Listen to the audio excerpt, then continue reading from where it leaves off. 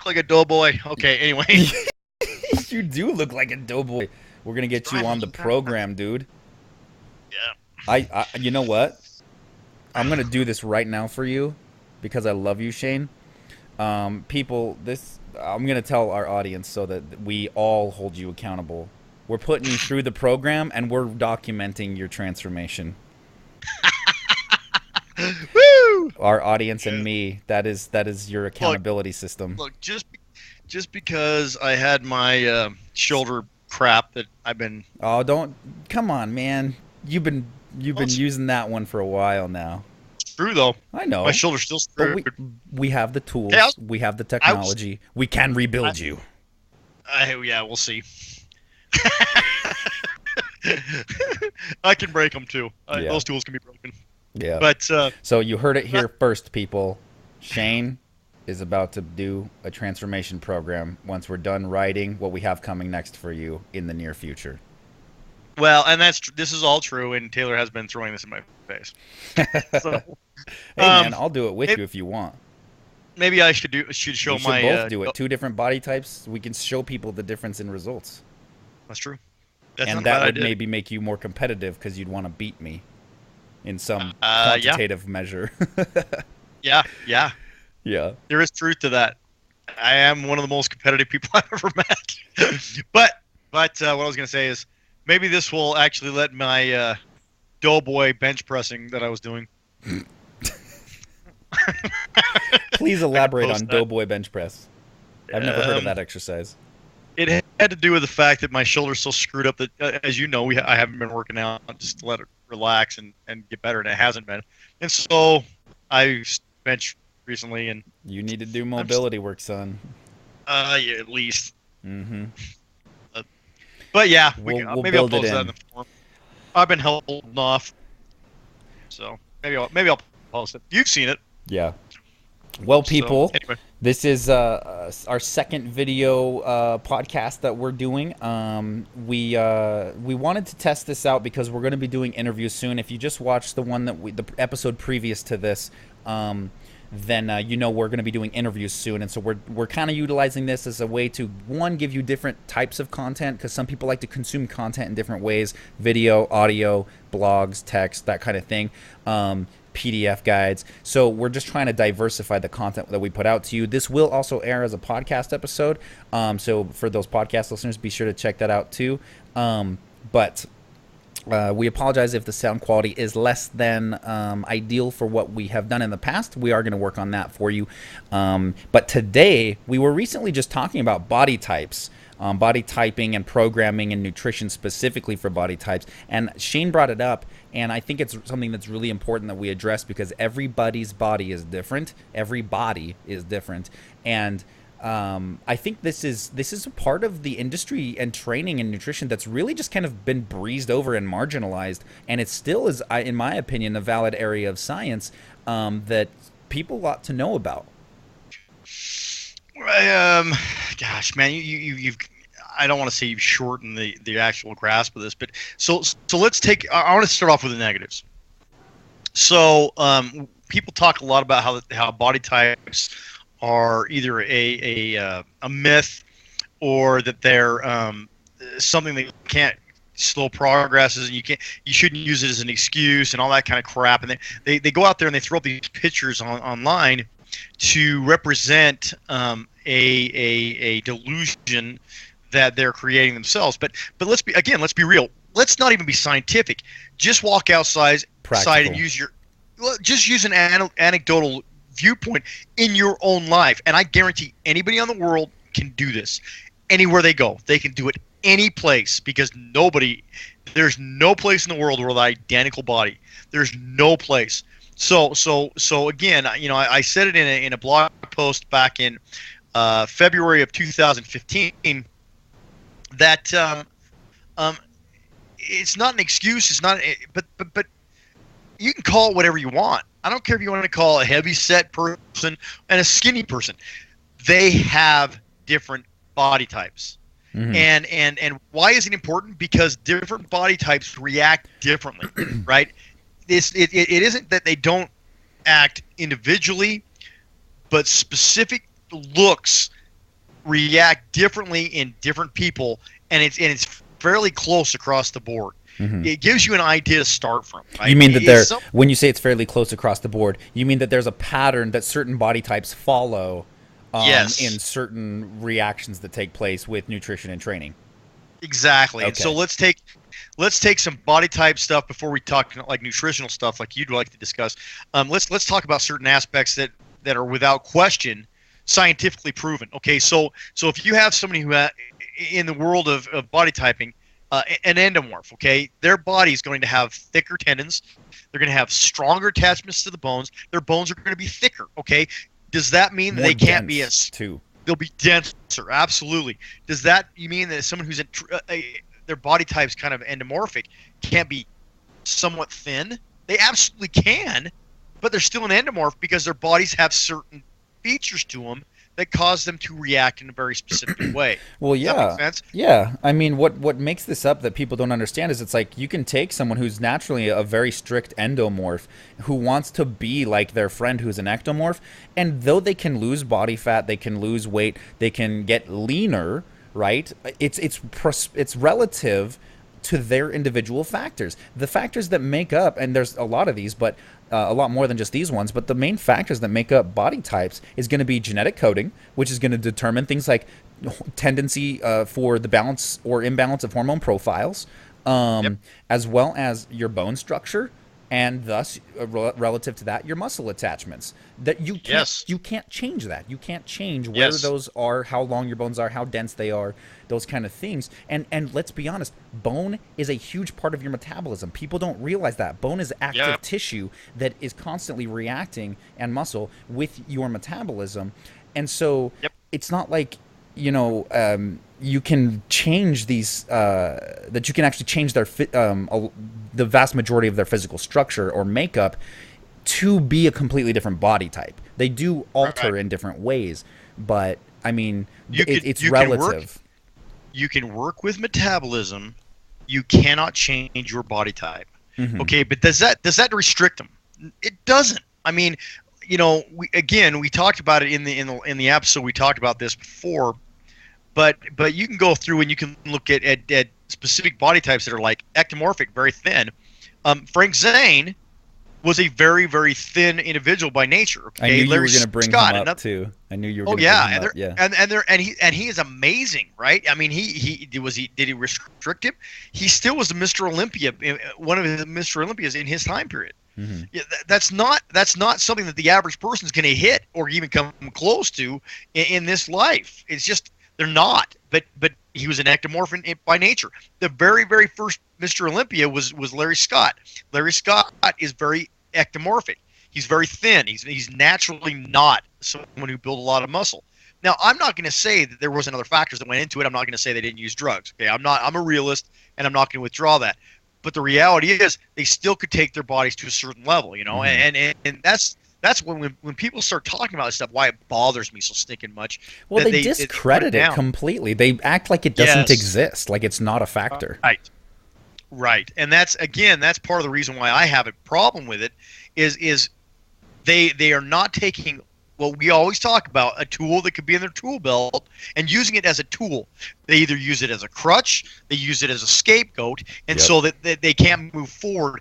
And that's the reason why other people have problems with it. And that's the reason why they're trying to discredit it. Because can you take a body that's an endomorph and have them run constantly and make them skinny as all stinking get out? Absolutely. But their bone structure hasn't changed. Their tendons will be weakened because of the nature of what they're doing, but they still are stronger than the average person that's an ectomorph.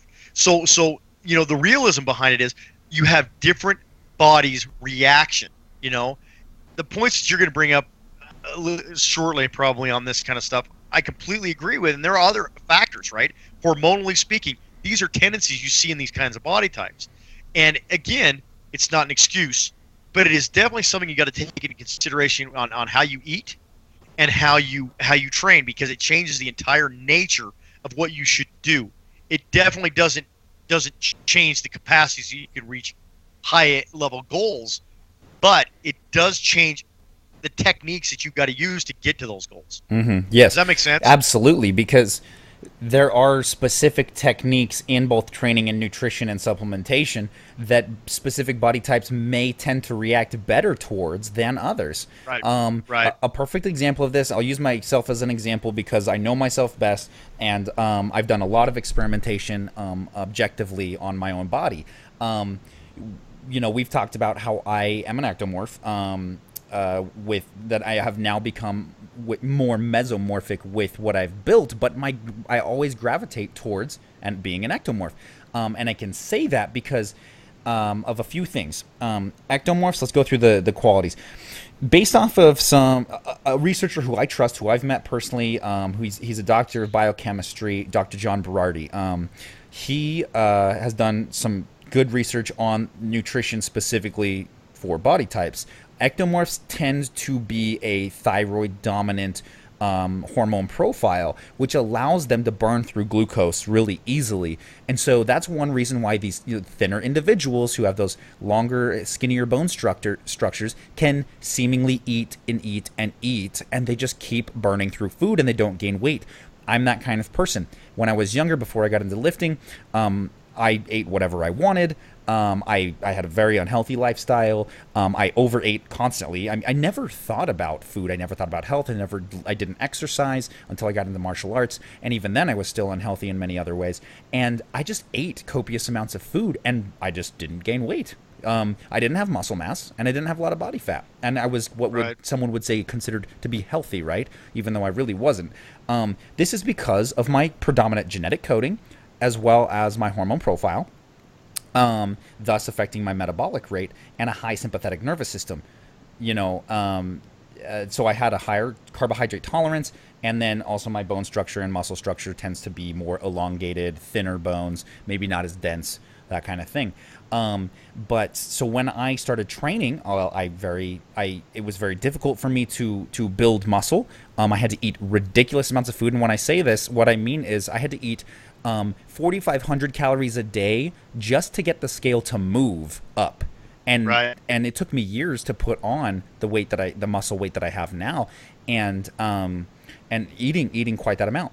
Well, I want to say that, I would love to say that I stayed a muscular new mesomorphic body type once I got to that certain point, but I've actually regressed. I have regressed from what my peak fitness level has been in a certain regard in terms of my physique in the past. And when I basically pay less attention or neglect my fitness, what happens? I go back to an ectomorph body type. I drop weight, I cut muscle and body fat, and I tend to gravitate back towards that, what people call a set point. Now, I'm not saying that set point theory is like this 100% like thing that we can all bank on, but it does allude to the fact that there could be some arguments about body typing and specifically set point theory, which says that your body has that specific metabolic set point to which it would like to gravitate back towards. And I think that is influenced by genetics. I think it can be altered. It can, for sure. But but you're going to gravitate a certain direction. Right, but you got to take it. Okay, so when you start talking set points, that changes some dynamics. So there's a couple of things that you can, if you will, tweak. Gosh, I got to figure out where I can put this thing so I'm not all over the place. I just turned the light on behind me and I'm like bothered by that. But anyway, you look fine on the screen. Yeah, now that zoomed right in. Gotta love it. But certain things that you can tweak.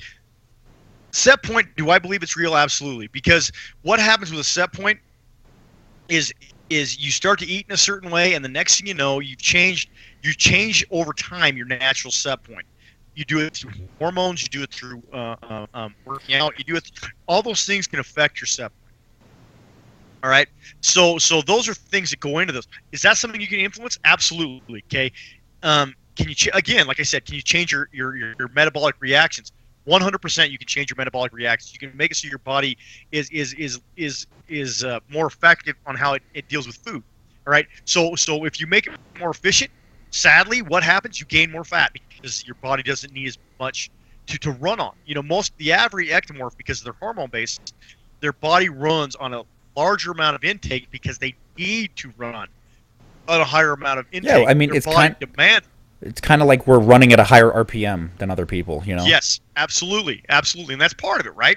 My natural body type is right. It's very, very, very close to the center of all this in the mesomorph zone.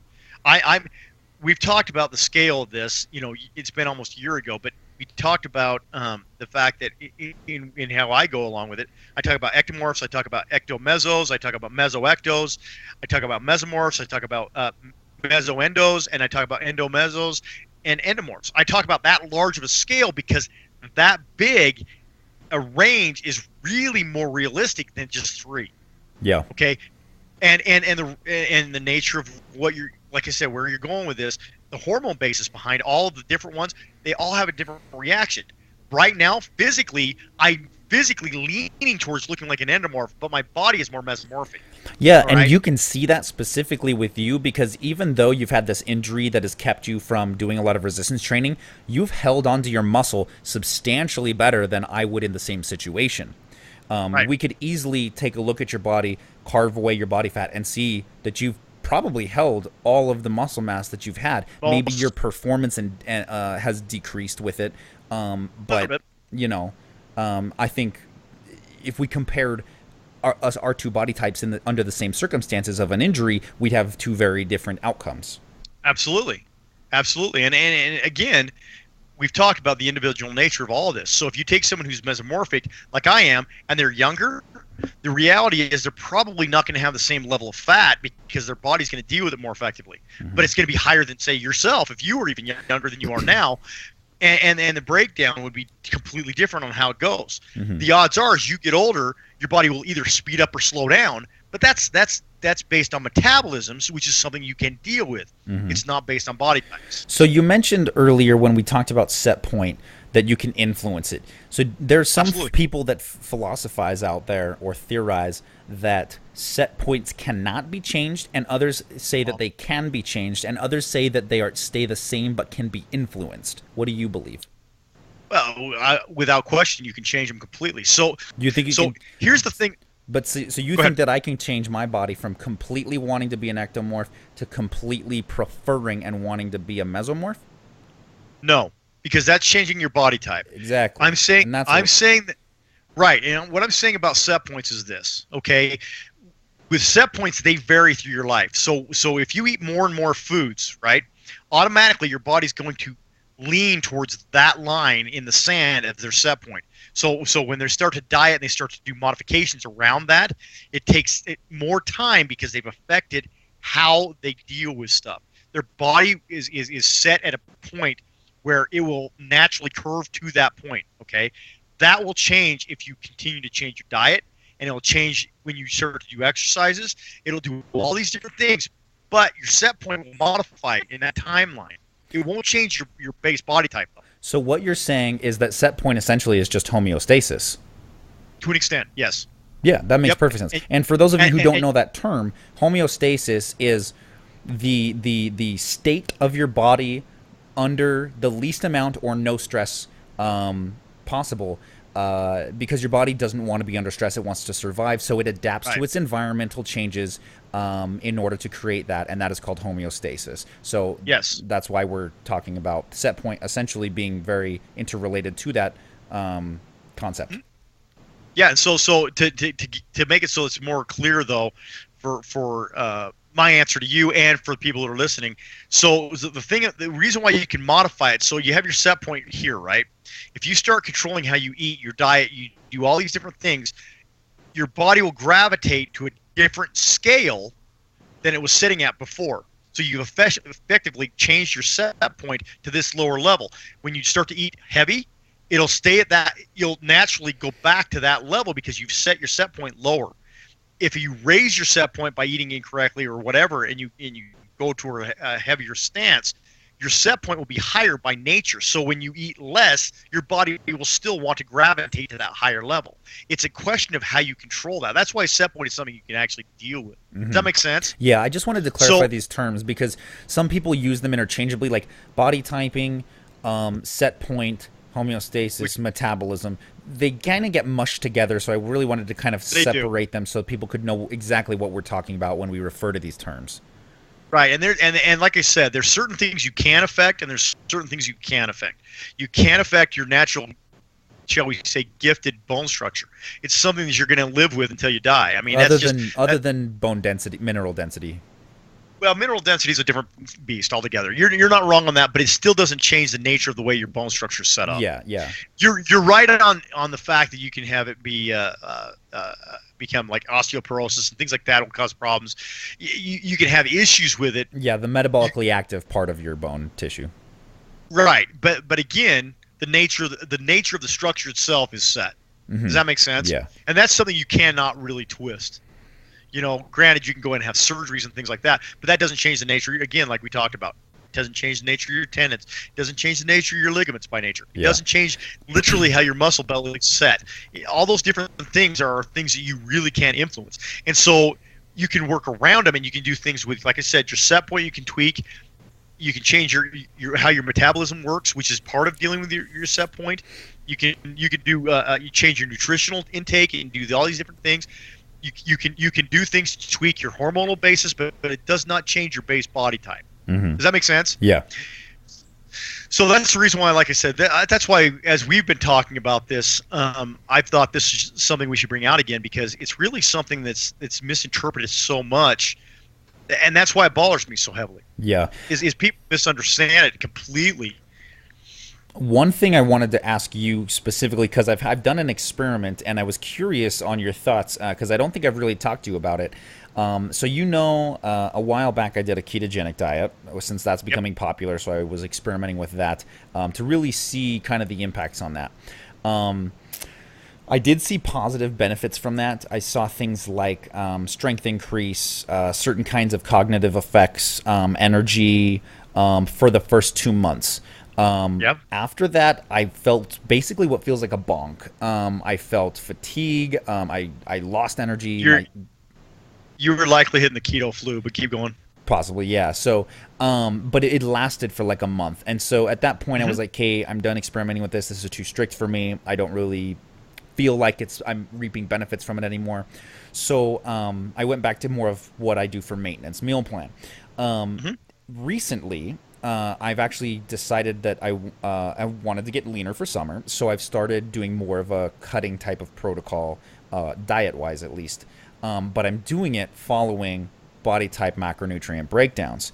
So I'm actually way high carb. I'm about 55-60% carbohydrate intake, 20% to 15% fats, and the rest protein, so about 25-30% protein.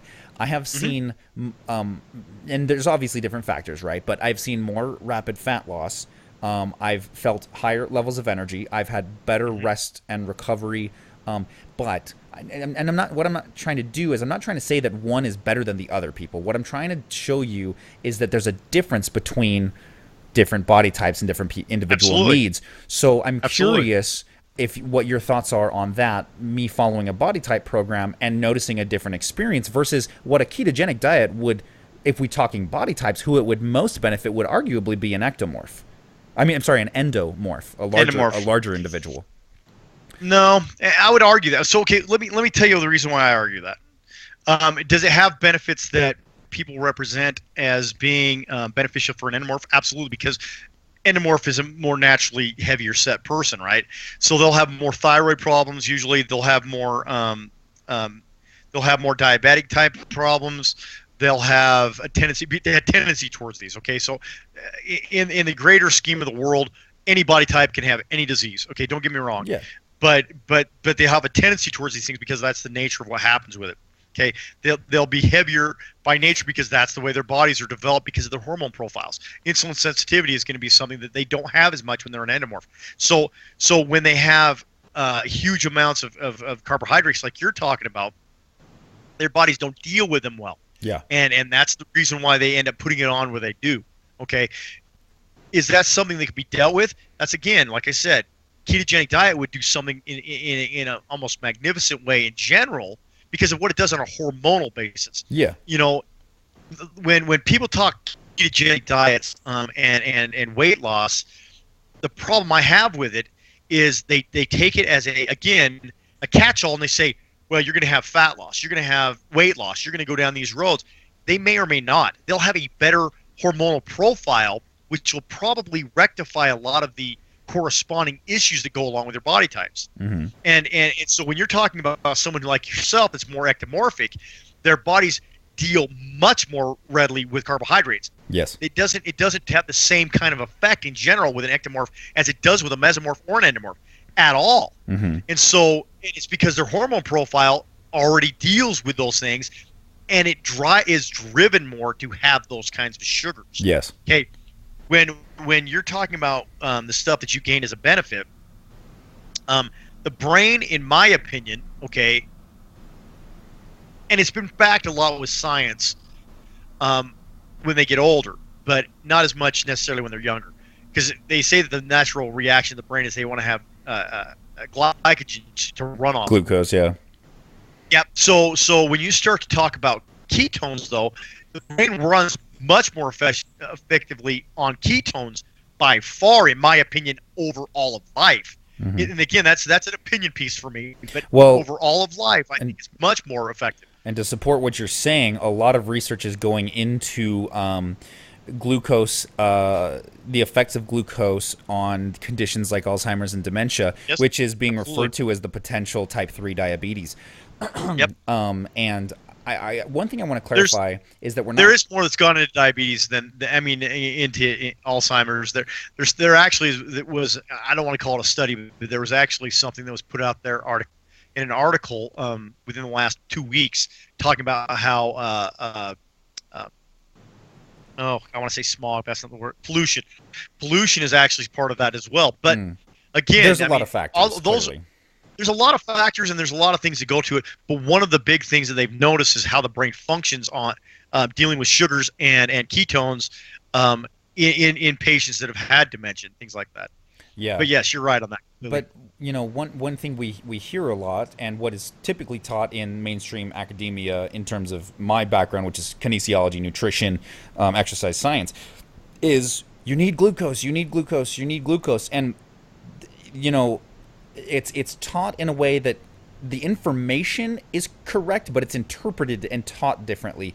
So, like, does your brain run well off glucose? Yes. Does your body run well off glucose? Yes. Is it the only thing it runs off of? No.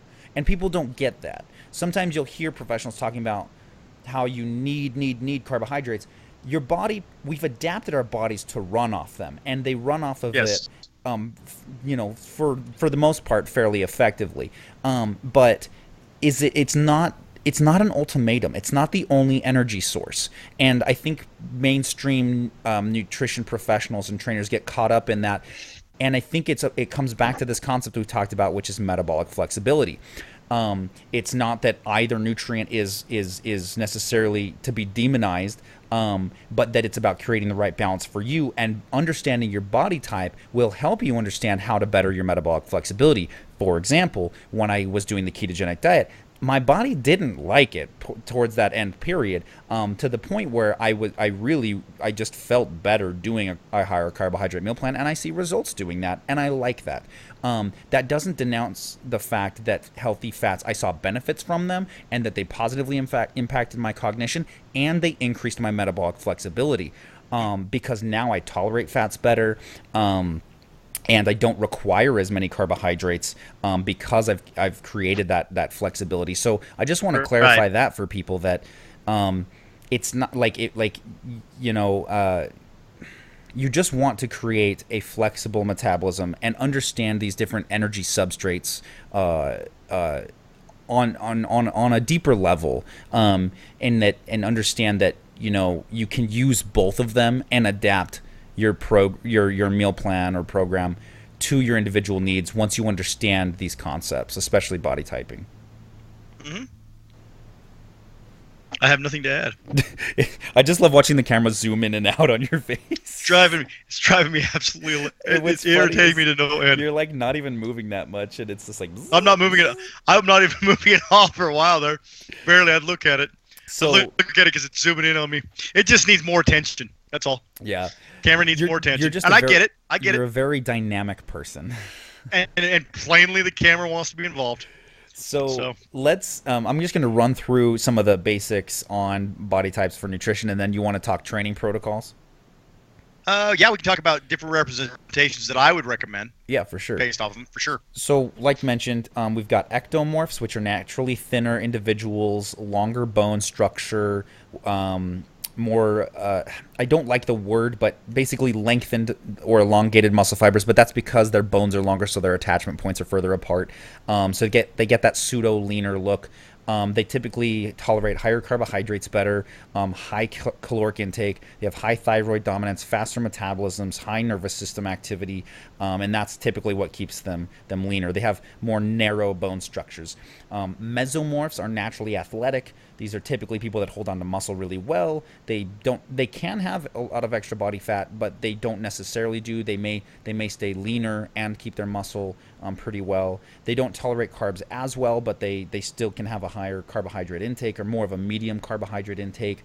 And they have higher levels of anabolic hormones like human growth hormone and testosterone naturally being produced. They've got typically a medium. If you look at kind of different factors, they have more of a medium metabolic rate because they're not as wired up as nervous system wise and metabolically as ectomorphs, and that's one reason they can hold on to more weight. They have more proportional bone structures and skeletal structure and things of that matter, and where they're not quite as lean or long boned and those kind of things. Endomorphs are naturally heavier individuals. These tend to be the bigger folks, the big bones. They tend to have very low carbohydrate tolerance. They tend to have more tendency to develop things like metabolic diseases and things related to insulin sensitivity. They have slower metabolic rates. That's why they hold on to more weight. Low sympathetic nervous system activity, low carbohydrate tolerance, shorter limbs, thicker limbs, those kind of things. So that'll help you kind of identify a little bit about body type structures. We actually talk a lot about body types, especially nutrition for body types, in our Nutrition Atlas program, which you can check out at metabolicradio.com. Yep. And like I said, that's if you take it to because all the stuff you're talking about are things that are based on real the body is that way styles.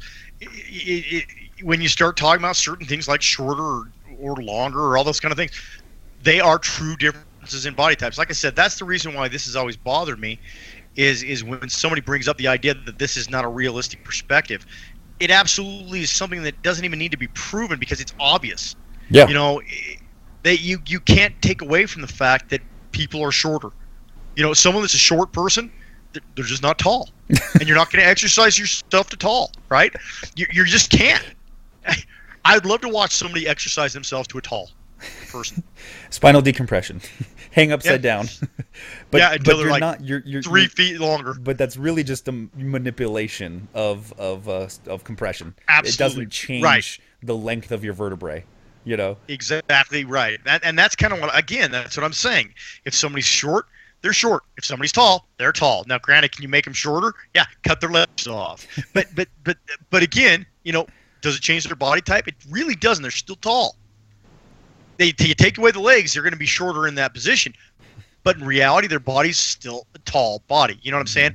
And that's, again, I don't care if somebody wants to say that they're heavy, this type's heavy type. This is a skinny type. This is someone who's not either one of those. You know, it just whatever. They're all different body types, no matter how they talk about it.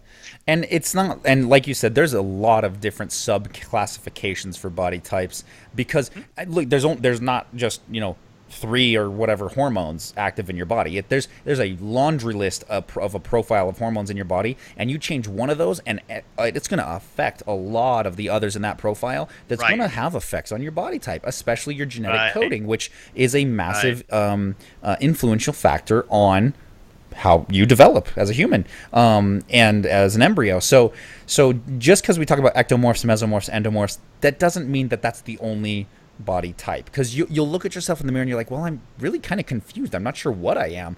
One of the best dead giveaways is bone structure, regardless of tissue. Sure. If you look at the bone structure, regardless of the body fat or muscle, because I've seen fat ectomorphs, but Yep. you look at their bone structure and they're an ectomorph, you know. Yep. But these are just general classifications to kind of help you see where you might gravitate towards. Well, again, dude, let's talk something else that we haven't discussed in this. Gut flora. Gut flora changes things dramatically. So if you take a it's been talked about many times about the mouse trials that they've went Fecal through. transplants. They did, yes, and you have a heavy mouse and a light mouse, and you take the fecal and you transplant it, and their bodies change dramatically because of their gut flora. Yep. You know, like I said, this is in human trials right now, if I'm not mistaken. I know that they're doing it. I know that they're doing it in forms. Mm-hmm. Yeah, I know some specific cases, but I don't know any that I could actually quote from. Mm-hmm. I know of. Sorry, go ahead. No, you're good. No, that's just what I've been seeing in the grapevine, kind of a thing. Right. Well, no, I've been reading up on some transplants that I don't think I want to be involved with because the word I heard it was a little bit different, but since we're family based, but a poop belch does not appeal to me. Poop belch? Yeah. Because they do them in actual gel caps. Oh yeah. Oh, dude. Yeah, I didn't even they're supposed think to be about that. And all I'm going to tell you is, yeah, that's what I'm saying. The potential is disgusting. Oh. It's not supposed to break down until it gets in the intestinal tract. But yes, that being said, the concept brutal. Scares the crap out. Dude, that's scares the crap out of me. I mean, on accident, but it still sounded funny. That's pretty metal. Yeah. Yep. So, but anyhow, that's what I'm saying though. You throw all these factors in. Does it change it? Yes, that's why I'm saying you can change certain things. You can change set points. You can change your metabolism. You can change these other factors, but it does not change your actual body type. Yeah. So you can improve upon things like insulin and on those kind of things, and you can make them so they're easier to deal with, but they still are factors that go along with the body type. Yeah. So we got about 10 minutes left. So do you want to start talking some training protocols for different body types? Sure. Cool. Sure. So what just roll with it. Like what types of protocols do you see are more effective for different body types? Well, let's talk about different factors that go in to how their bodies work. Okay, and that's one of the reasons why when I would go through and train somebody specifically, and I would look at their body type, I would talk about the idea of this is the direction I would go with this person or this person because they have similar reactions when it comes to body types. You still have to tweak their programs. You still have to play with it. Some ectomorphs are not going to be the same as the majority of ectomorphs, but you gotta work from a starting point, and this is the reason why I go with this. Okay. So if someone has a more ectomorphic body style, I recommend doing less duration and more weight and more intensity in a short order. Okay, which with an endomorph, I almost want to go the opposite direction with. So why would you do that with an ectomorph? Because their body has a tendency to want to burn off the equivalent of muscle. They if you spend less time in an exercise, they don't have to go for more energy, and so they're not going to steal energy from muscle tissue as they're trying to go through their bodies, their workouts. And that's one of the things when I do that, I say, okay, look, if we cut it down, instead of doing 15, 20 exercises, let's go for 4. Go as heavy as you can take. It's going to give you more strength in your tendons and ligaments, which is a weak point for ectomorphs anyway by nature. And it's going to strengthen those because of the nature of the workout that they're doing in a heavier format. On top of it, it's not going to make it so that they're burning off any more excess, quote-unquote, fat or beyond fat muscle because of the nature of how their bodies work. So if you can break it down, instead of going for a 45-minute to an hour and a half concept, you can break it down to a half an hour to 45-minute concept. You're cutting back all that potential energy wasted in the pursuit of working out. When you start going into the world of the endomorph, and the scale goes between all three of these in this direction. Well, and real quick before we transition body types, I would argue to even do that, your training protocol that you're talking about, and this is also supported by the stuff that Berardi talks about as well, the training protocols you're talking about with shorter duration, more volume, or not more load, I should say.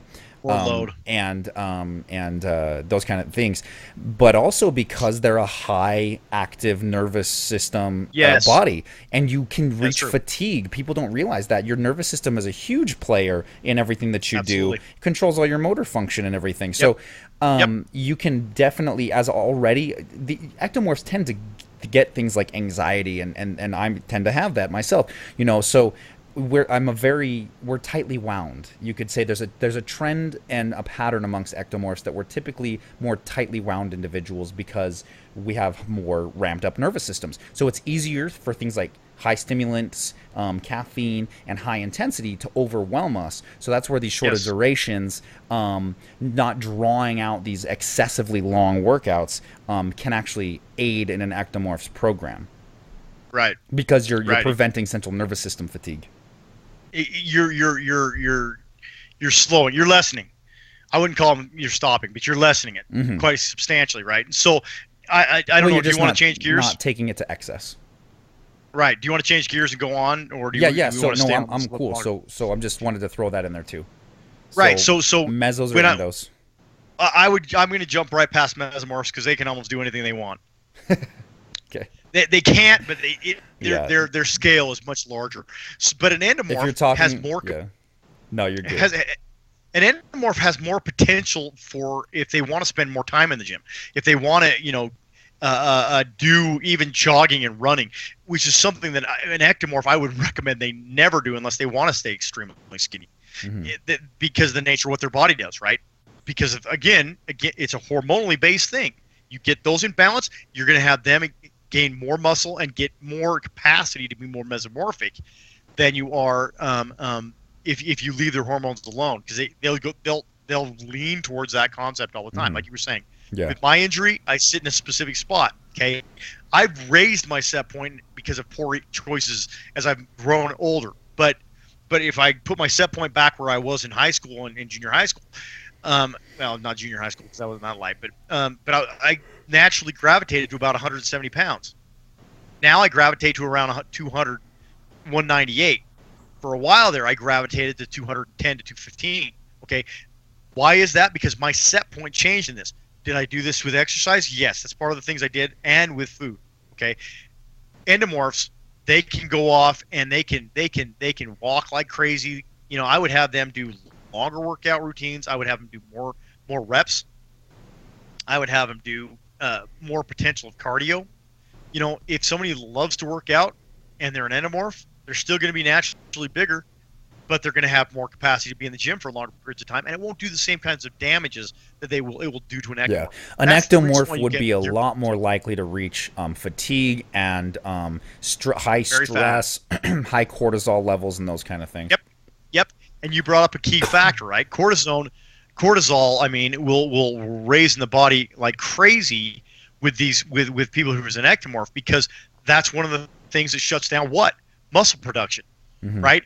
It's going to block that. And that's what an ectomorph's body does when it starts to go to a certain point. Why would I cut their exercise programs down extensively? That's one of the reasons. And it's hormonally based. It has nothing to do whatsoever with the volume that a muscle can or cannot take. It deals with the hormone reaction the body's going to throw out there. And that's why, like I said, that's the reason why I think that body typing is so undervalued when it's a great tool if you start to learn it. Excuse me. You know what I mean? Yeah. Oh, you're good. But when you have your body types, you just have to realize how it changes things. It doesn't mean you have to. If an endomorph, you don't have to be in the gym for hours and hours and hours and hours and hours and hours. But your body you have more potential can to take do it. That. Yeah. Absolutely, and it can deal with those kinds of stresses easier. So how about mesomorphs for training protocols? Mesomorphs, in general, that style of body leans more towards the classic hypertrophy type of workout. So, the 8 to 12 type system works pretty dang well for a mesomorph. Truly, because of where they sit, their bodies will fluctuate between the two sides. They can be thin, they can be heavier, and they'll have more of a barrier to go through, but they won't lean towards being heavy all the time. They won't lean towards being skinny all the time. They have a tendency towards being in the land where they can either work out longer or they can work out shorter and have very, very similar effects to their body. They have a much larger range that they can work. Yeah, but they can't, especially with intensity too.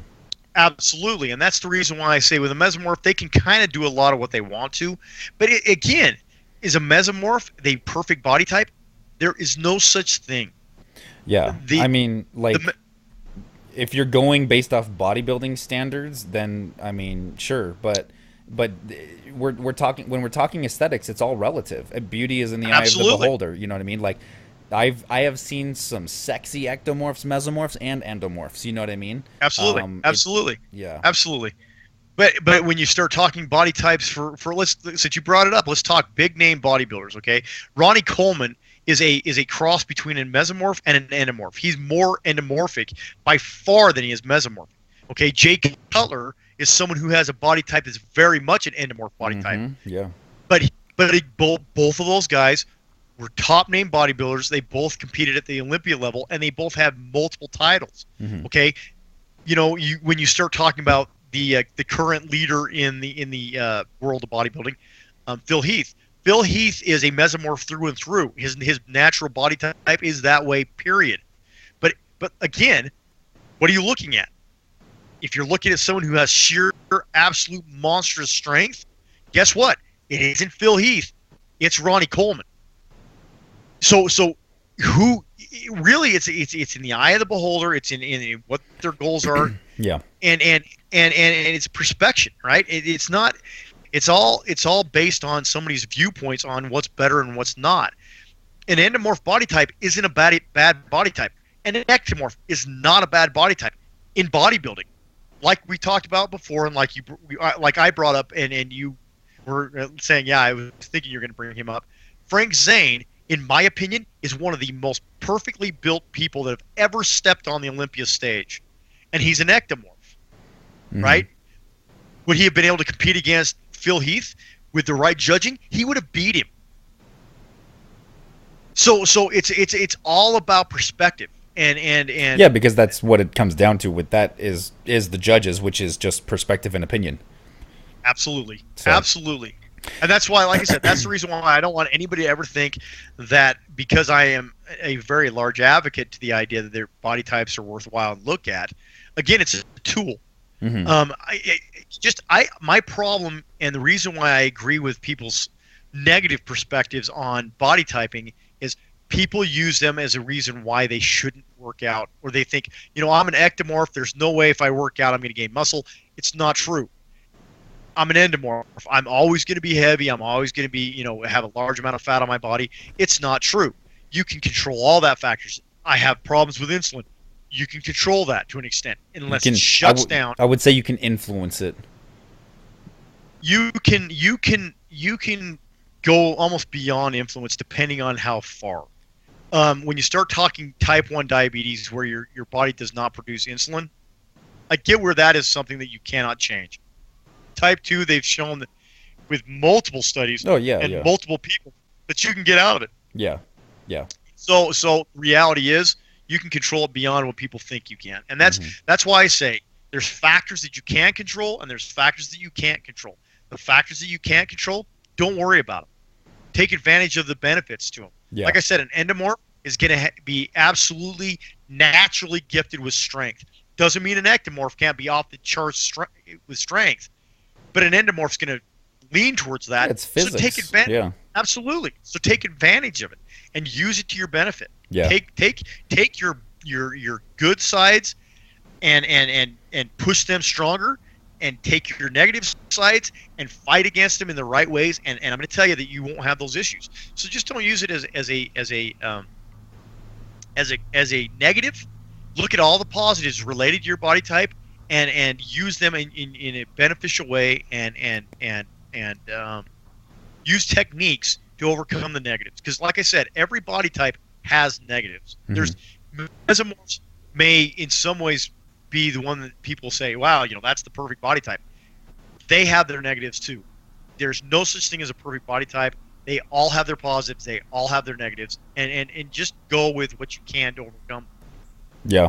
And honestly, I mean, I know that we've talked a lot from our first person reference point, which as men who like to build muscle, we've kind of talked a lot from that perspective. I just Sure. want also other people that are listening or watching this to realize that these concepts still apply regardless of your goal. So even though we're talking a lot in terms of reference of like bodybuilding and muscle, and that may not be your goal, it still applies to things like metabolic concepts, Right. fat loss goals, getting leaner, increasing metabolism, while by developing muscle. But even though your goal is all around focus oriented around maybe overall fat loss and those kind of things, these principles still apply. Body typing still applies regardless of your goal, and you can manipulate it to be in your favor, or you can accidentally leverage it negatively out of your favor if you're Right. if you're approaching these things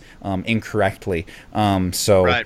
Right. just remember that body typing is unique to you, and you should focus on that for your individual goals, and these concepts can apply to that.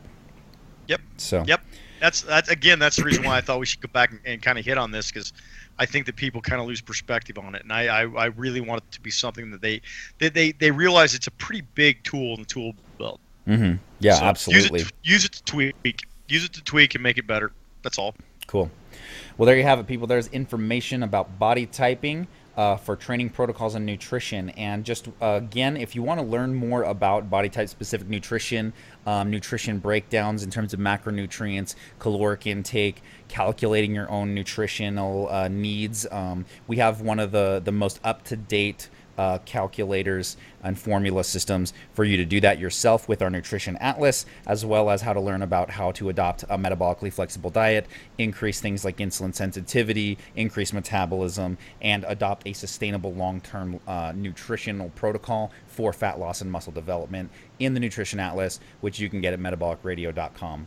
Just click the links that we'll provide, and if you're listening to this on the podcast, just click the link in the show notes and you'll be able to access that. And then don't forget to leave us a 5-star rating and review on iTunes, because that helps us help more people like you. So, And Shane? all I want to say is boom shakalaka. Boom shakalaka. All right, man. Well, we will, people, we will talk to you later. Thanks for tuning into Metabolic Radio. We'll talk to you soon. Peace.